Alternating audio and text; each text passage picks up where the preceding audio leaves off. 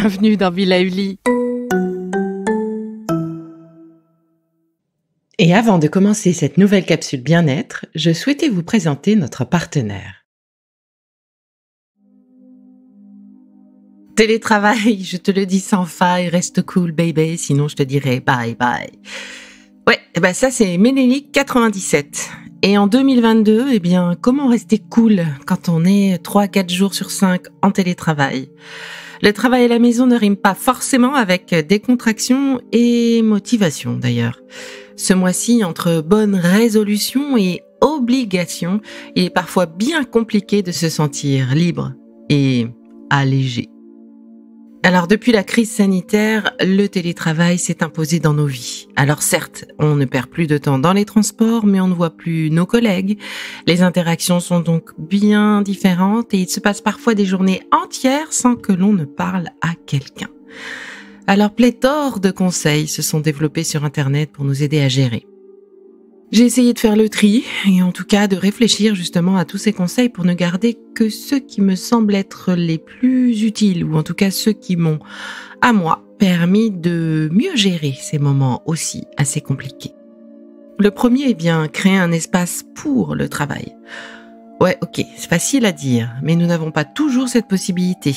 Laisser une place pour le bureau dans son appartement, c'était pas le deal de départ. Du coup, pensez à des bureaux pliables. Non, mais au-delà du faible encombrement, cela vous oblige à tout débarrasser une fois la journée terminée. Et accessoirement, cela vous oblige à terminer votre journée de travail.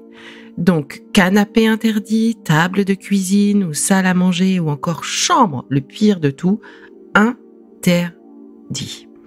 Faites une place spécifique, le mieux sur un objet, un bureau spécifique que vous fermez quand tout est terminé.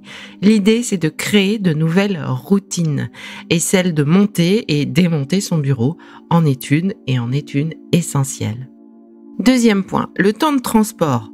Il peut être transformé en temps de méditation, en temps de sport, en temps de lecture, un temps 100% pour vous et non pas un temps donné à l'entretien de la maison ou aux enfants, non, ou alors de façon très occasionnelle. Et oui, sinon vous risquez de tomber dans le fameux « je m'occupe de ma maison, de mon taf, puis je m'allonge, je regarde une série, j'ai pas bougé de la journée, ma montre m'indique 200 pas sur les 10 000 à faire par jour, catastrophe en approche ». Oui, catastrophe pour notre dos, pour nos jambes, pour notre circulation sanguine, etc.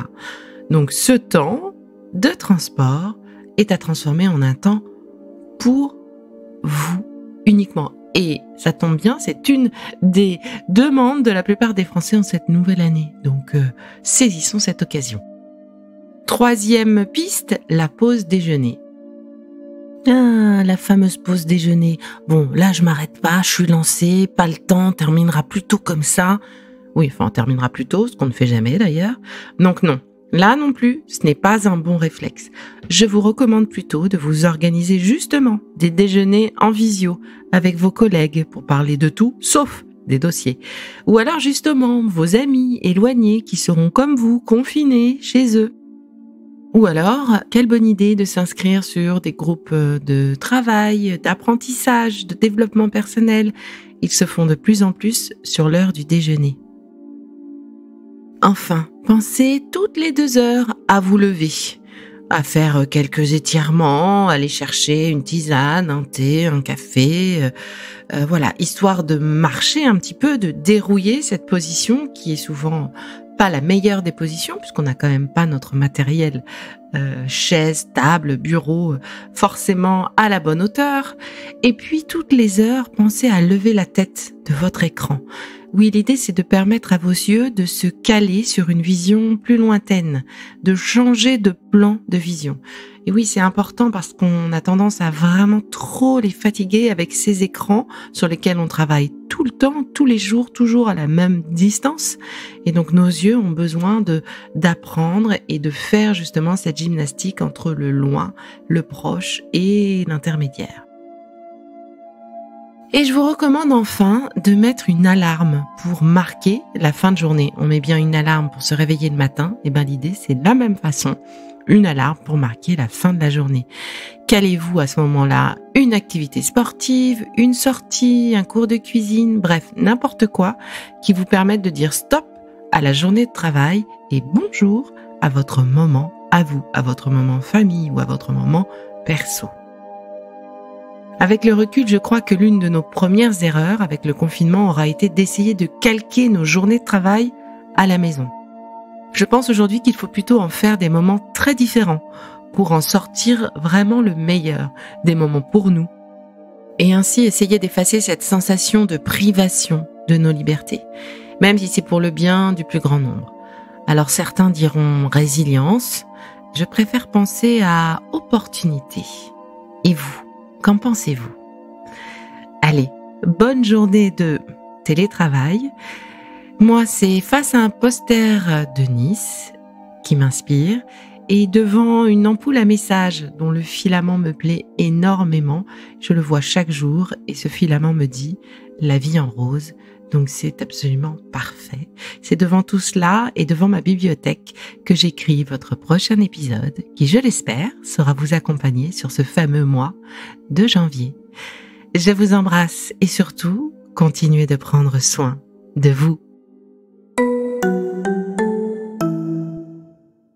Bon, c'est fini pour aujourd'hui, mais on se retrouve très vite, c'est promis, pour la suite du programme Be Lively. Si ce que je fais vous plaît, continuez de le noter et abonnez-vous pour ne louper aucun de mes futurs programmes. Et entre chaque podcast, vous pouvez aussi me retrouver sur mon compte Instagram @BeLivelyLife parce que la vie se vaut d'être vibrante. Et en attendant la prochaine capsule, surtout, continuez de prendre soin de vous car c'est bon pour tout le monde.